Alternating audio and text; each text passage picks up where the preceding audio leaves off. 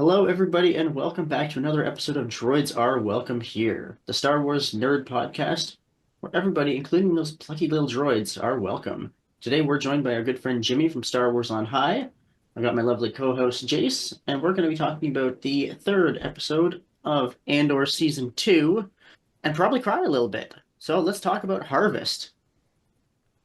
So right off the bat, we're coming off the heels of episode 2. So Cassian has escaped this band of merry rebels that don't really know what they're doing. He basically said, okay, you know what? I'm done with you. You guys aren't listening. I'm out. See ya. So he's in space. He's trying to communicate. He's trying to get a hold of his allies and figure out, what does he do now? What's your first thoughts? Seeing him floating in space. Starting out that episode after ending episode 2 as it did, I thought was perfect because the one fear I have of this show is all of the time skipping. So I'm wondering like how much time in between episodes in the little like arcs that we have are we getting? So it seems like we're wanting to pick up right where everything stops the first time around, which I think is great. And I mean, that was such a big shock factor finding out that he's on Yavin at the end of that episode 2, and I was blown away by that. I didn't see it coming. Seeing him fly around lost in space gave me so much anxiety, especially when he decides, let me try to hotwire something and then just go spinning. Like, thankfully, there's nothing around, but like, there's just disastrous. But I Yeah, I think had I had that same moment of like, oh, if that was me, I would not be okay right now. and it makes me reconsider a lot of things because like throughout all of Star Wars fandom, like I love the idea of being a pilot. Like I grew up playing Rogue Squadron on the N64, and then I see that and I'm like, maybe I'm not cut out to fly a TIE fighter. In that moment, you have to wonder, okay, what was in his inertial dampener set at? Like, is he feeling the full G's there in that spin? Because that sounds kind of miserable, honestly. Oh, I can't imagine. Especially since there's no artificial gravity. Well, I guess there is artificial gravity in the ship, but that means you're rolling around like you're on the tumble cycle. So, I'm just reminded of like the old X-Wing books where they talked about, dialing back the inertial compensator a little bit, just so you can kind of feel the pull and yeah, get a feel for the yeah, ship. And I'm thinking, yeah, I don't think I really want to feel that. I think I'd rather just crank it right up. yeah. Jace, what did you think? How did he pilot that thing and not die? Like, I'm watching it and I'm just like, Cass, honey, you have no idea what you're doing. It's almost like a moment of like record scratch. Yep, you're probably wondering how I ended up here. I mean, I like that they did that because it shows that, the rebellion doesn't know everything that they're doing. So then, right off the heels of that, we got Cassian, who I really hope didn't spin through space for the entirety of the period between now until we see him later in the episode. But we cut back to the harvest, where they're having a nice, lovely harvest meal. The droids are all playing. My heart melted when I saw B2 playing with another droid. It's all really happy. It's nothing can go wrong. And then it goes wrong because we find out that the Imperials are inspecting a couple cities over, and this area is getting inspected next. And our lovely Ferrex band, they're not supposed to be there. I mean, it was such a. It's an interest. It's a very heartfelt scene. You had the sense of community. Everyone's working together. Everyone's having fun. Especially like you said, like watching B2 and the other droids like run around with the kids. Like I, that was just so cute and so heartwarming. But at the same time, like we're at such a very tense moment in the timeline, and I can't imagine like how much stress and anxiety and fear that everyone at that table is having to try to put in the back of their mind just to enjoy a meal at the end of the day. Like I can't imagine how hard and stressful it has to be to get through all of that. I grew up a farm kid, and it reminds me of, after you get that last hay wagon and, everyone come in, have a barbecue. It was very much that, like, they nailed that vibe of it, and I really like that. So we find out that their host has managed to secure a quote unquote emergency work order, which would send them a couple towns over just in time to avoid the Imperial search and then circle back in a couple of days when it's safe. So on paper, that sounds good. You know what? We might have a plan here. You would think and you'd hope so. But unfortunately, most of Star Wars does not operate on a plan that actually works.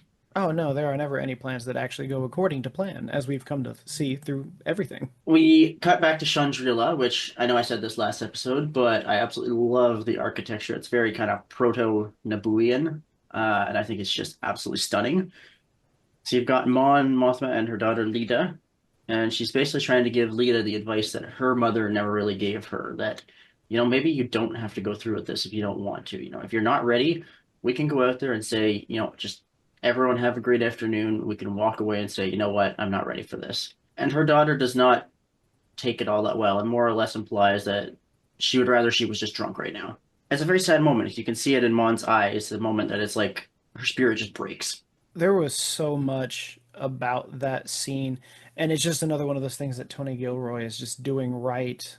Um, Not only just from the writing perspective, but of the actors themselves. They're really like throwing themselves into these roles because you feel the emotion. It's so real and so raw, um, to the point where like you're not expecting what they should be saying, especially since, by this point we're pretty much used to how Star Wars dialogue works and how they're going to be talking to each other and how, things are going to be comments are going to be exchanged. But for her daughter to just sit there and say, "I wish you were drunk," like what a backhand to Mon Mothma. And then to see her like try to put on her serious face again, like, "I need to be in front of you," and then it's still wiping away tears. Like, the amount of pressure that is on her right now, and then one more thing from her daughter of all people, like, she is such a strong woman and such a strong character in Star Wars that like it's really hard to hold up anything to that because of what she's trying to accomplish, what she has to deal with. And for the most part she can hold it together until the end of the episode, but we'll get there later. Yeah, and it's like she's got so much bearing down on her. She has, the nascent rebellion. She's got this Imperial Senate, which is not functional at this point. You've got her own daughter now kind of more or less rebelling against her at that age.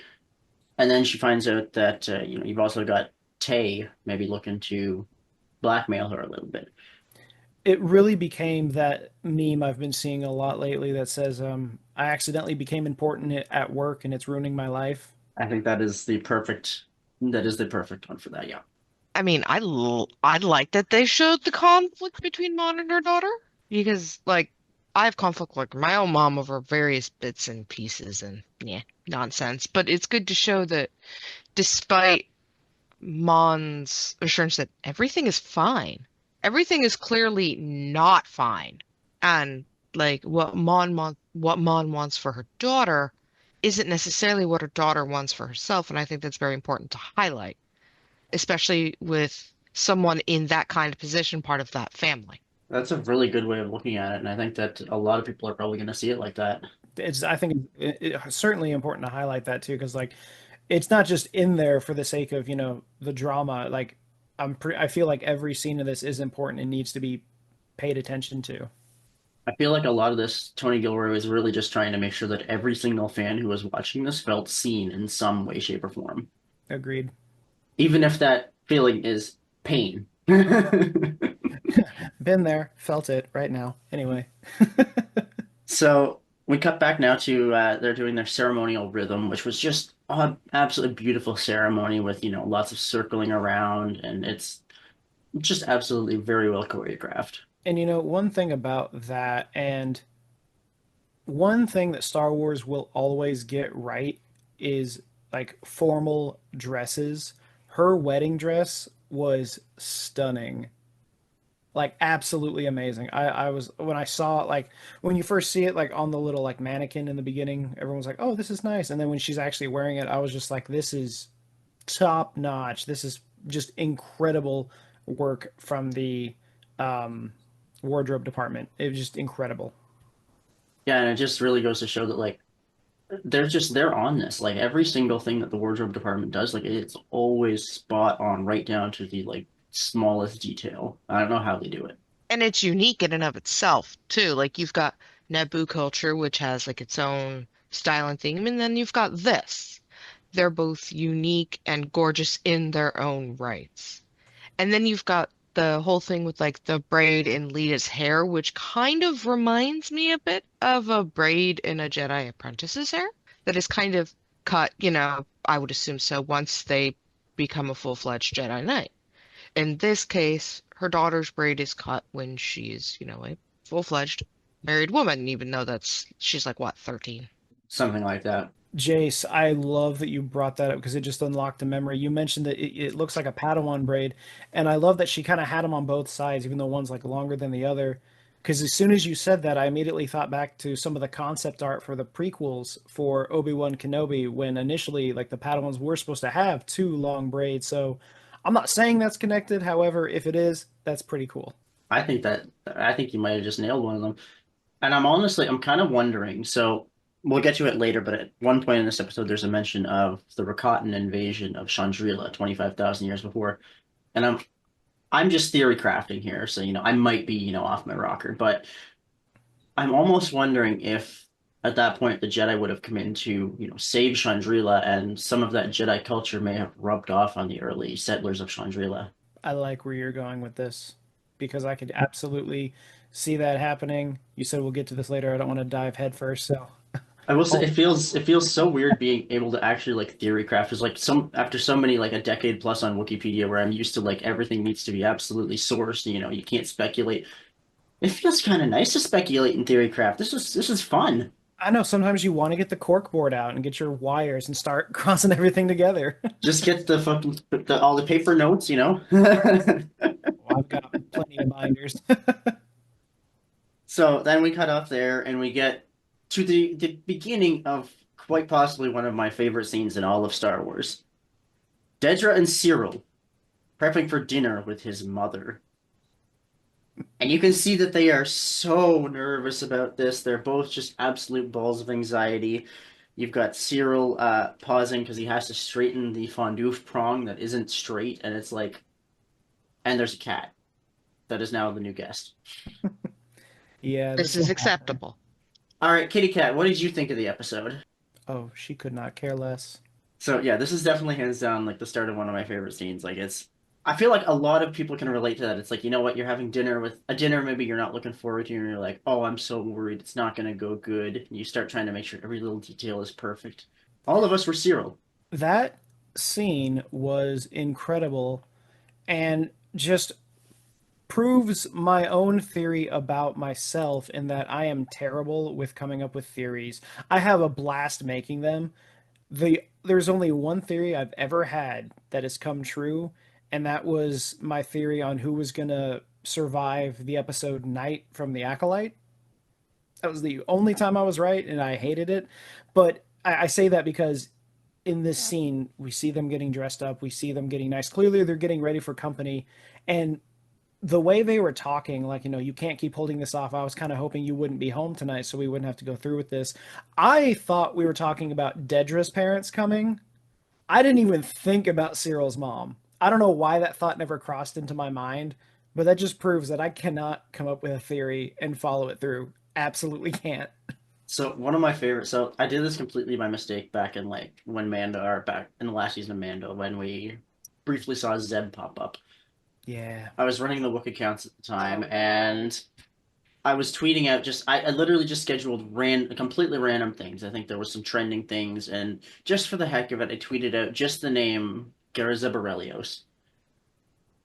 I had that tweet scheduled to come out like an hour or two before the episode. I go to bed. I haven't seen the episode yet. I wake up to DMs from people being like, "How did you know? Did you see that earlier?" I'm like, "What are you talking about?" They're like, "Well, Zeb was in the episode." I'm like, "Did I just accidentally spoil myself before I even saw the episode?" To this date, I have no idea how I managed to do. I did that like three different times, and it's like maybe I shouldn't. Maybe I shouldn't speculate on Maine anymore. Hey, you know what they say, the dark side of the force is a pathway to many abilities. Jace, how are you feeling about the dinner preparations? I have many emotions about that scene. Where do I begin? I'm so excited to hear this. First of all, our, I know exactly where she's going to, so this is going to be good. the entire scene, both the first part and then, like when we come back to it later, the entire scene is nothing but anxiety coded. And like you can tell that they're both just, neither one of them really want to do this. And it's just like everything about it screams, hey, this is me. It was very much for those of us with the tism. Yes. And apparently, I read somewhere that like the scene with him just laying on the bed, that wasn't scripted. They just went with it. Oh yeah, that was literally just something that he had come up with and decided to go with and try it, and they're just like, okay, you know what? Let's just keep this. That is a whole mood.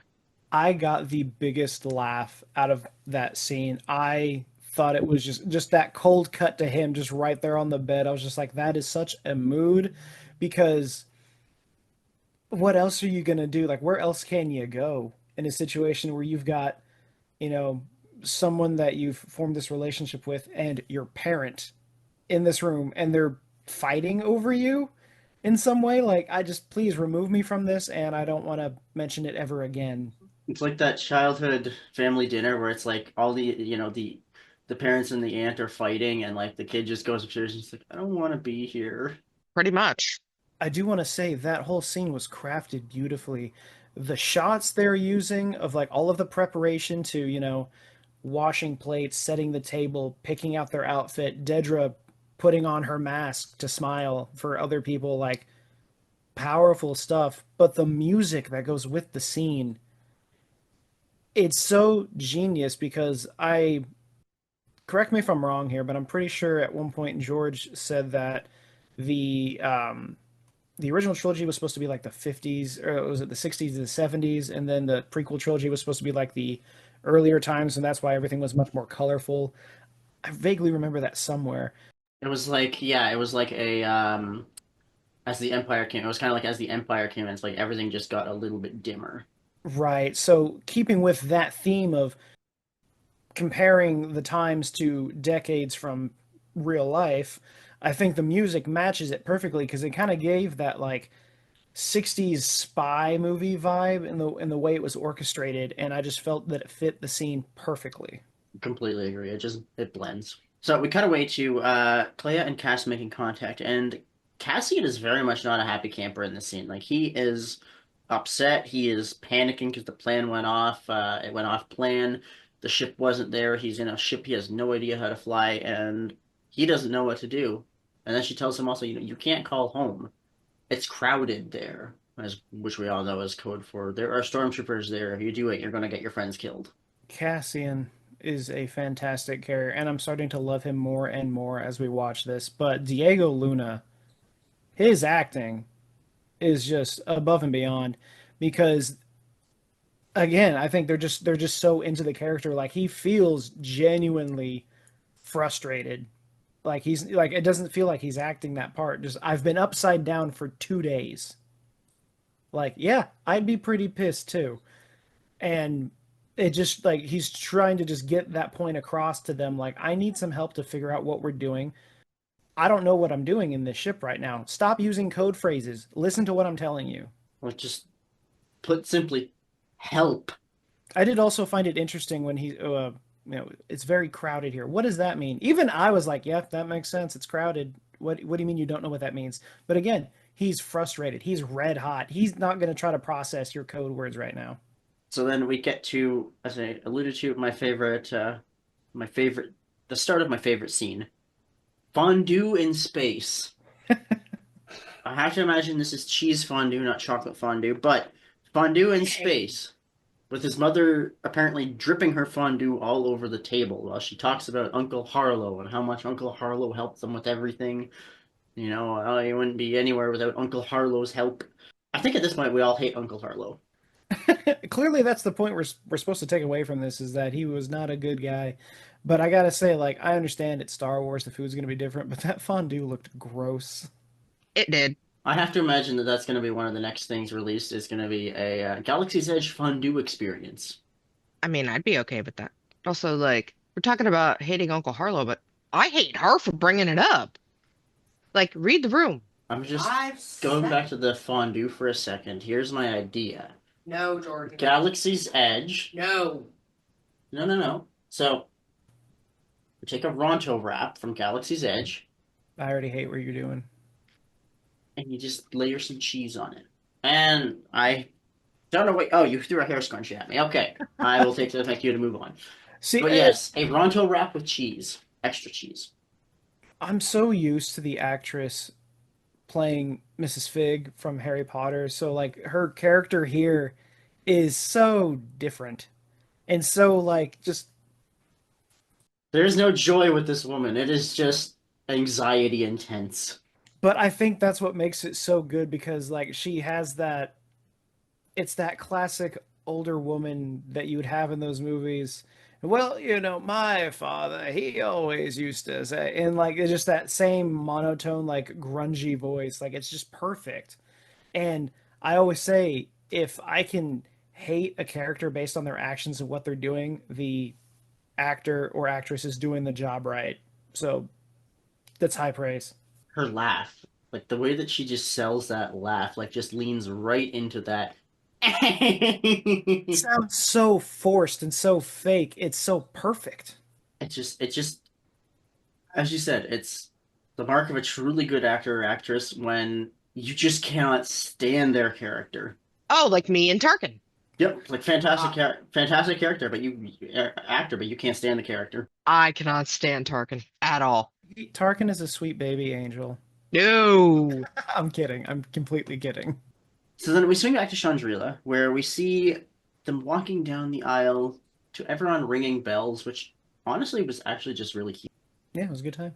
And then we move into Heartbreak, because we're going back to the Ferrex crew, where Brasso is discussing how are we going to let B2 know that we're leaving and we're not taking him with us. And that hurts my heart, because they're like, he'll be okay here, he'll have friends here, I'll tell him. And it's like, hasn't he been through enough? In 2020, Disney had an investor meeting where they showed off all of these new Star Wars projects that they were going to be going through with. One that we have not seen much with is called Star Wars A Droid Story. I'm okay with them bringing it back as long as it involves B2. Let's get B2 and Chopper. Oh dear. And incidentally, it's off topic, but in the next season of Ahsoka, someone gave Chopper a gun, and that is a horrible idea. Yeah, whose idea was this? Put them behind bars. Oh, it's just Chopper. What's he got to do with it? Oh yeah, he's just a homicidal maniac. I don't know what you're talking about. He's a perfect, innocent baby who's done nothing wrong. So, do we not recall that episode of Rebels with Hondo and Chopper got a hold of two blasters? Because See, that's our baseline here, and that scares me. that or the interdictor cruiser that he blew up. Or the giant Imperial, the Imperial sphere he blew up. Or that time he knocked a droid out of high atmosphere. He was doing the world a service, honestly. I was going to say, at the end of the day, these are all crimes against the Empire, which I don't think that's a crime. I think that's a service. So, Exactly. Plus, mentally. everything with Hondo Onaka is just perfect. So, Hondo always profits. exactly. So then we cut back into my absolute favorite scene where there is more family drama, where Dedra and his mom are they're going back and forth at it, and you can just see in his eyes, he's just done with this crap. So Cyril just straight up mid conversation just stands up, takes his fondue, sticks his food, and just walks away. And it's like, me too, my guy, me too. We feel that. And then Dedra absolutely destroys his mom, where she effectively tells his mom, okay, here's how this is gonna go. You're gonna drop your crap right now. In exchange, I will let you have a relationship with my boyfriend. He will stop bringing up Emperor Harlow because I have looked at his ISB records. And this is the way it's going to be. And there's very much an undertone of, if you know what's good for you, you're going to listen to me. And then you just cut to Cyril, who is just, we can all relate to, he's just flopped on the bed like he is done. His social battery is gone. Yeah, definitely overstimulation in that scene for sure. It's kind of hard to not kind of feel for Cyril in this scene because from the start, even though he was a royal pain in season one, he's really just wanted to be able to do more than what he's currently given. And like I get that, he's striving for something more. And now he's just in a situation where he's completely powerless on both sides of the table. Even though Dedra is certainly, trying to take his side and be like, "Look, mom, you are the problem and you need to back off because you're making things worse." But like he can't get a word in at all. Like he can't even defend himself. He's just unable to. It's like it's tough to see, but it makes for great TV. And it's like from day one, he's just, in his own way, he's trying to do something good for the galaxy. First he starts out trying to solve, a brutal murder of two cops. Then he ends up joining the Empire because he just wants to do something good, to feel like he's helping somebody. And think like he could probably be a pretty big asset to the rebellion with like just how It's almost like he's got like an eidetic memory almost. yeah, he's just so focused on what's in front of him like he can't his peripherals are just blocked. Like if he gets sight of something that he needs to work on, that's what he's going to be doing. So like I think he could have done such great things for the rebellion. I don't think it's going to turn out that way, but hey, we still got a lot of Andor left. Who knows? All right, here's my Star Wars what if idea. We get Cyril, AP5, and Thrawn in a room together. Oh, No. so Jace said no. I'm gonna have to say no. I'm already overruled when she says no because I, she is literally right there and has the ability to throw things at me. I kind of figured.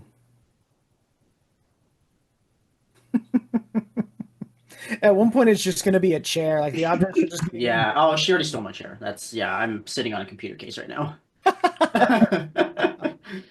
um, Jace, so what did you think of the Cyril flopped on the bed? I too wish to flop on the bed and just not exist sometimes. Preach. It's basically we're getting another version of tech, and I'm here for it. How about him and Tech in a room? Yes. That would be actually spectacular. Imagine how much work they'd be able to get done. Just like Disney, you will never watch this because you just don't. It just won't happen. But I'm gonna try to make that I'm gonna manifest this. Take this idea for free. I don't want any money. I just want to see it happen.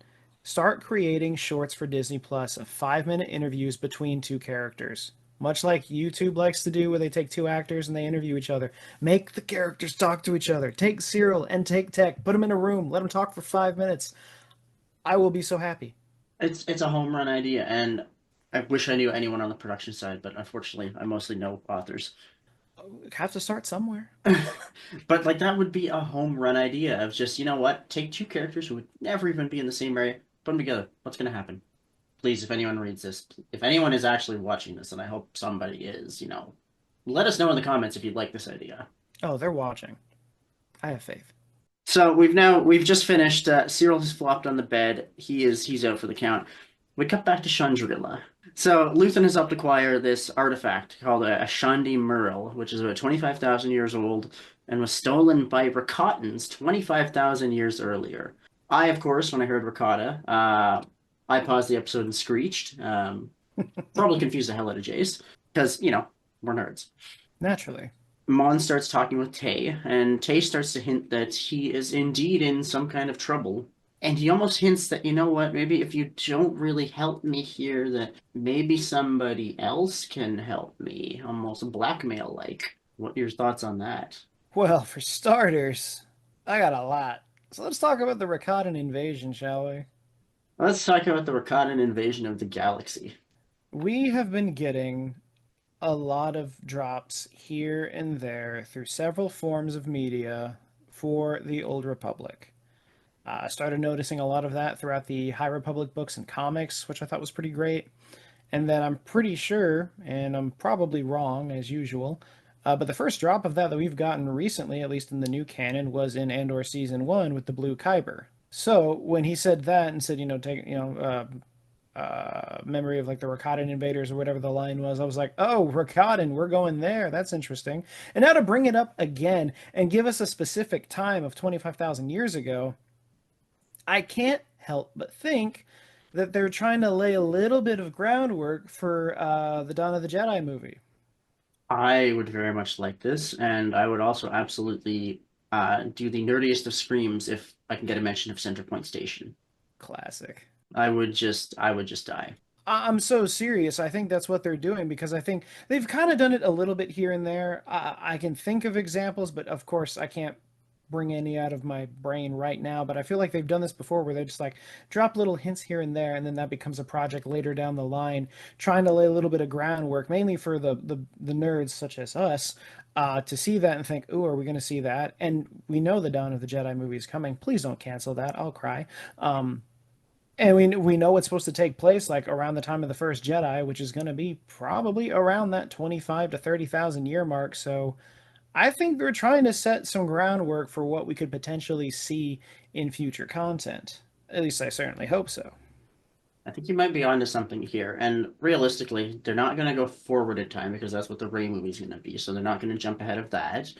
Um, High Republic era is kind of, other than like novels and comics, is on hold right now until we can get in a second season. Yeah, like I would. So I think yeah, that is the next logical step for them is to go back even further with the Dawn of the Jedi movie. Maybe a little mini series kind of leading up to that. But to that point, and to keep it going with this remarkable statue, I'm interested to see, like you said, or I'm sorry, what Jace said earlier regarding the potential like Jedi influences with like the wedding braids and what role the Jedi may have played against the Rakatan in Chandrilla, if at all. I just want to see more Chandrilla. I've been so excited to see this because, like a lot of my friends, my first introduction to it was in again Rogue Squadron on the N64. I was just about to say that same thing. Like my recollection of Chandrila is okay. Here is 12 generic looking skyscrapers, and we're shooting down Imperial bombers around them.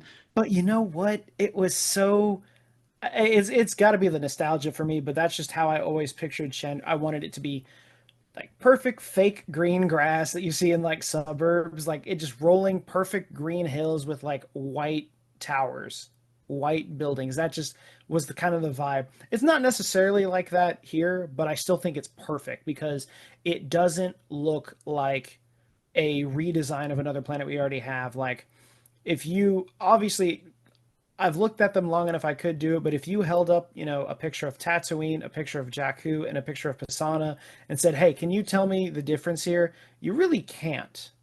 And that's not necessarily a bad thing, but like we have so many planets that have the same design structure and you can't really tell them apart at times. And sometimes they'll get excited. I'm like, "Ooh, check it out. We're on Coruscant." Oh, no, never mind. This is a different planet anyway. Um, so it's exciting to see that Chandrilla has its own unique look, and we like you see it and you immediately you know where you are. No, yeah, I think that you are absolutely onto something with that, and I could go for that. You know what? I could go for some more exploring of even the Old Republic era if they want to do kind of a bridge between the two. So then we cut past that and we get into the bride dance, which is basically Mon Mothma dancing to like some techno music, and the official Star Wars YouTube just released a 1 hour remix of Mon Mothma dancing, I which saw is that. Yeah. which is now just the greatest thing ever. One thing that I've really appreciated about Jedi Fallen Order, Ahsoka, and now Andor is that I'm a big music guy. I was a music major in college. I've been playing instruments for a long time. So I really appreciate like the scores in Star Wars, so much so that I told somebody about this at work. I have a Spotify playlist of Star Wars music that is put in order chronologically as it happens throughout the timeline and chronologically from where it happens on the album itself. I take it very seriously. So to get not just a great score, but like in universe music, that's the part I'm excited for. Absolutely, absolutely. And like the soundtrack for this is just beautiful. It's amazing. So then after the epic dance, which I feel like had to at least last at least an hour in universe, Oh yeah. um, we have our hearts ripped out because Brasso is telling B2 that they're leaving, but he's staying behind and that they're gonna take care of you and it's gonna be okay. They're gonna make sure that you charge when you're supposed to, and they're gonna make sure that you're taking care of yourself. And it's like you can just see B2's face. It's like, "Hmm." It's literally like those people that have to like give up their pets for certain situations where you're like, you're gonna be okay. They're gonna make sure you're fed. They're gonna love you. And you're just like, no, take him with you. I don't care how heavy he is. Hike him up those stairs. Jace, how did you feel about B2 emo? I mean, I'm not concerned about how I feel. I'm concerned about how Cassian's gonna feel when he finally realizes that B2 is not with them. Are we even gonna see that though? Because we now are gonna skip a year, but by the time we get to episode 4, I mean, if we skip a year and then find out that Cass has gone back for B2, I'll be greatly appreciative of that. listen, I absolutely think we should add that addendum to the script right now, even though the episodes have already been done. Fix it. I don't care. I need him back. Like, after everything that, I mean, if you think about it from like a logistical standpoint, after everything that B2 has seen and heard, is Mm, also a security risk. yeah, I'm just really worried that I'm not going to speak into existence. Never mind. No, we're not. Nope. Nope, nope. B2 will be happily reunited with Cass. B2 is just fine. Everything is fine. Nothing bad ever happens to him. He is A-okay. The end. That's it. That's a wrap. End of Star Wars. We're done. Good night, everybody. So now, we've had our hearts ripped out, and as they're doing this, the Imperials arrive. They arrive in their speeders. They're searching for the illegal, the undocumented workers, and it's time for the crew to speed up their exit. They need to get out now, or they are going to be in trouble. So they all split off.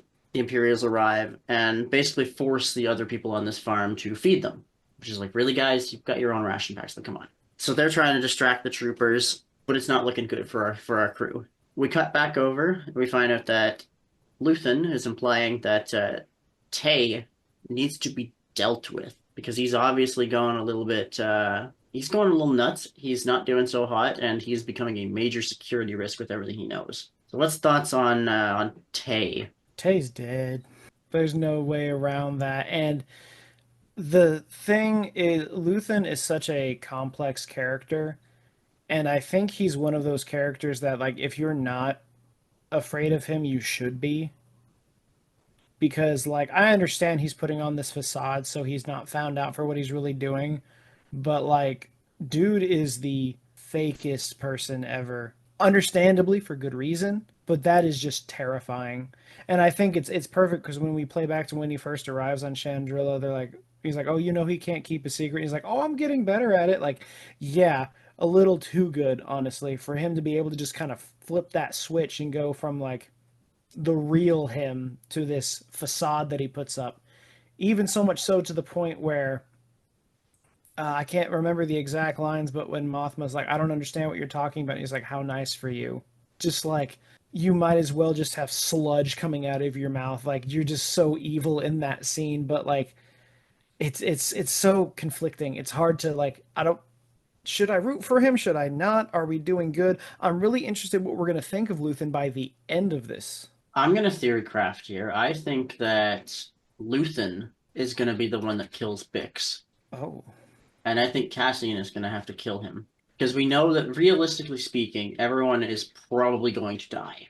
It's probably. going to be a part of Cassian's journey, but it's got to be a way that that really breaks him. I don't necessarily like the idea that just throughout the entirety of the time that we get Cassian, he loses every single person he's known.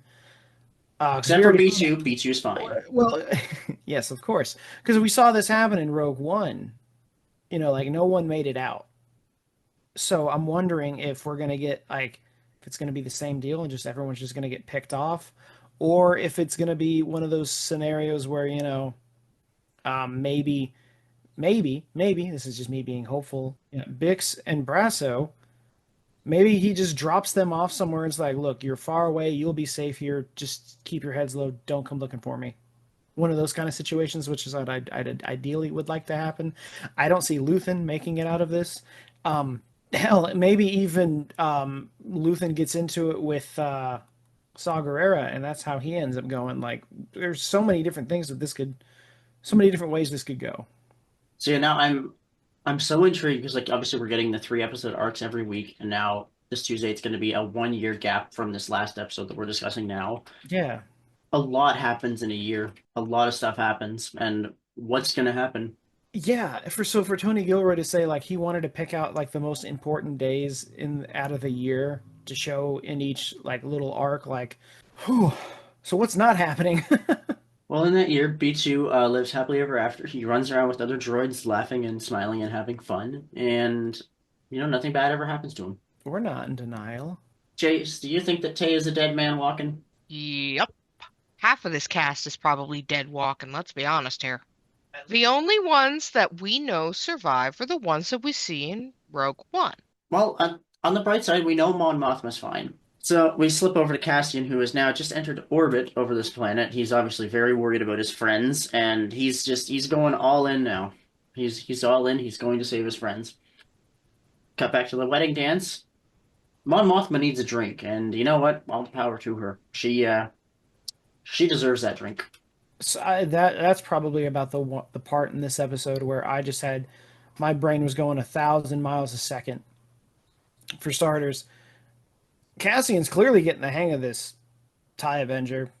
Like he may not be the best at aiming just yet, but like he's managed to like really figure it out from nearly dying in the first 5 minutes of the first episode to managing to pilot it through hyperspace and then take it straight into orbit. So that's nice. As far as Mon Mothma drinking, I knew when she took that shot and immediately went for the second one. I was like, oh no, oh no, no, no, no, no, no, no. I started to get so stressed out because I was like, she hit her breaking point. She finally just snapped, and I felt so bad for her, but I understood it at the same time. Like I've been there, I get it, but I was just like, you need to be stronger than this right now. There is so much on the line. Please no, please no, please no. So we'll skip the next scene, but we'll preface it with an Imperial officer does a thing and ends up getting clocked in the face with a wrench and dies, which is exactly what he deserved. And I think we can all agree on that. Indeed. So we move on from that, and we see that Brasso is attempting to get back to rescue Bix. And you see a stormtrooper taking aim at him, and he is taking a concerningly long amount of time to aim that blaster rifle. So Brasso gets caught, and then we cut back over to Chandrila, where Cinta sees Vel for the first time in who knows how long. And Vel is about to drive Tay away in his airspeeder. And they just look longingly at each other, and Cinta knows what's going to happen. Vel knows what's going to happen. And it's just a mutual pain of like, I miss you. This is not the reunion they deserved. It just like I said earlier. So Cassian goes into orbit, and then my stress level just continued to rise. The when I knew because I remember the scene in the trailer with the stormtrooper slowly raising his blaster, and then when you just hear the blaster shot, and then you immediately switch scenes, I was like, you did not just do that. It was just, ugh. Tony. I was really hoping it was going to be just he just winged him. Just to backtrack, Jace, what was your thoughts on Cinta seeing Vel for the first time and how long, and just knowing straight up that she's going to murder Tay? It took me a second to figure out that's exactly who that was, though. And then once I figured it out, I'm like, oh, that explains the, you know, long stare. The long, longing stare. I had an audible gasp when I saw Cinta, because I know like she was just like, well, she'd call if she wanted to, and then she's just there, just like, oh my goodness. So then we cut back. Cassian has managed to pilot this TIE Avenger into the planet's atmosphere, and he's not spinning. He's actually controlling it. So you know what? At some point, he figured out how to fly in a straight line. And he just absolutely goes haywire. He starts blasting Imperials. He starts, he fires a missile at their speeder and blows it up. Starts strafing the stormtroopers in the fields. And then he does, I think, one of the most epic scenes I've ever seen, where he flies around a silo, comes out, lasers blasting, and just lays waste to everything. He blasts the silo. He crushes stormtroopers with, a pile of grain. And I think that might have been one of the best scenes I've ever seen. What do y'all think? I really liked after he broke through the atmosphere and flew over, and you just hear that one. I don't know if it was an officer or something, just saying, "Who called that in?" Like it was like, yeah, because like, does anyone else even know what that is? Like, I'm sure it's possible, but I'm on the assumption that this is a brand new prototype, and there's only one of them. Yeah, and I feel like the stormtroopers are probably just like, oh, that sounds like a tie. Well, who called in air support? We didn't call in air. Oh, that's not our air support. But I suppose at the same time, like if you're just infantry, you're not going to know much about all the different types of tie variants you have, especially when you even look into Rogue One for starters, where we have the tie Reaper.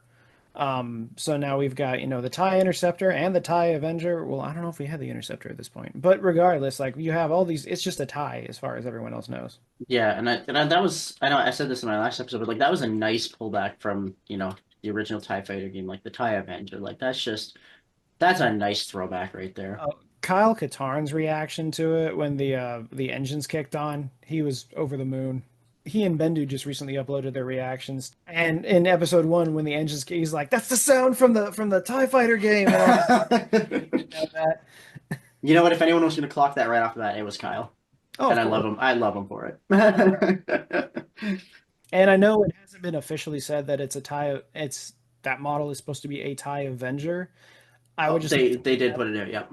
Oh, I was just gonna say that in the soundtrack it even says "Signar Avenger."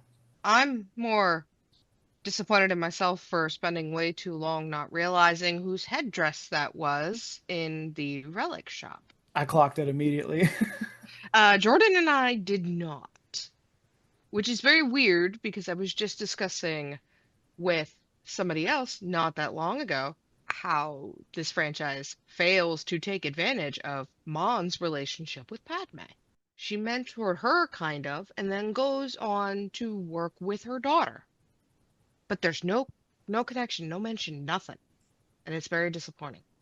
And I feel like we could get so much out of young Leia with Mothma like talking about her mom to her. Like there is prime storytelling right there that we just don't get. And I'm just like, the worst part about it is that, at least for me, the prequels make it seem like they were so long before the original trilogy, when that's really not the case.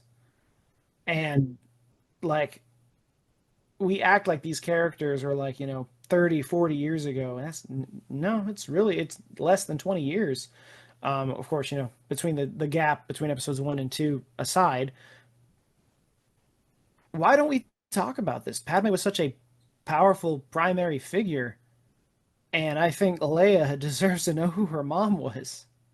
I mean, like Padme has a trilogy of books which kind of focus on it, but it really fills the gap between, like, the gaps between movies one and two and then two and three, but doesn't really go into much more than that, which I really wish that it would. But it still shows her relationships with both Mon and Bale. And the series does not take advantage of that.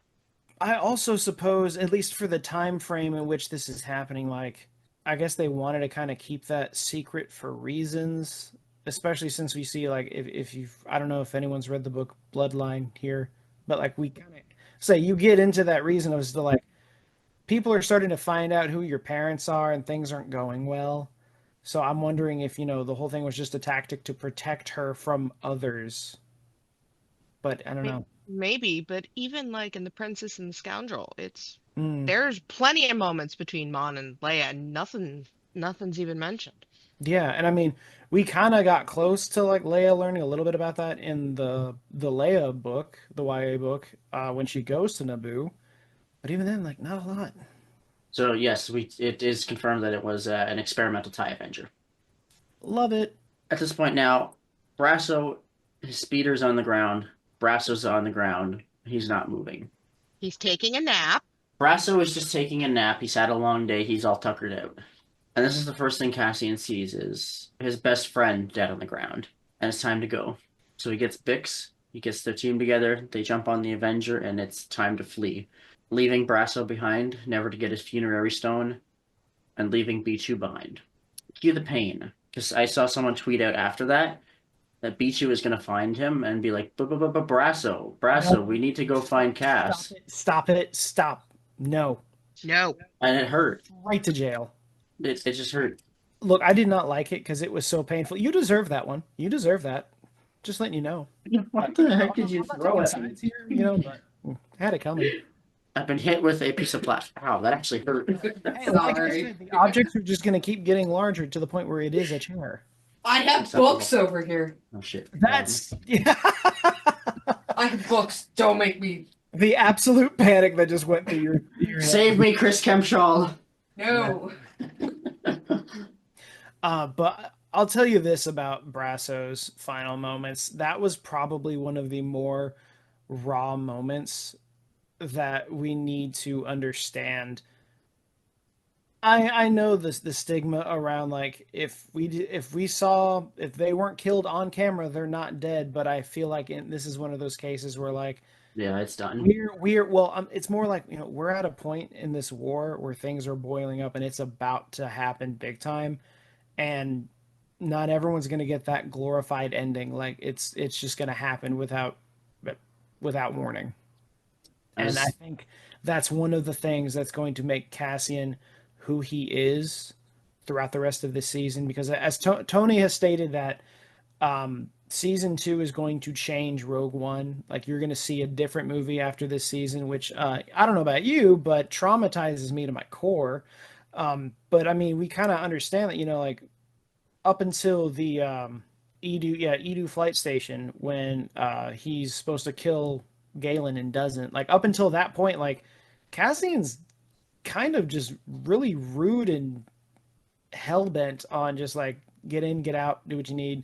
And I really think that this is just another one of those turning points for him where he realizes he just has to be ruthless. Like this empire is a monster that has taken everything from him and he just doesn't want to take chances. So I think it was sad but necessary for the development of his character. I think you're right on that. And as we're coming up on time, as the internet has said, it is brass over. Thanks, I hate it. I know, I had the same reaction, but the internet has spoken. I have said they want to play me. I would like to point out I am now being threatened with physical harm.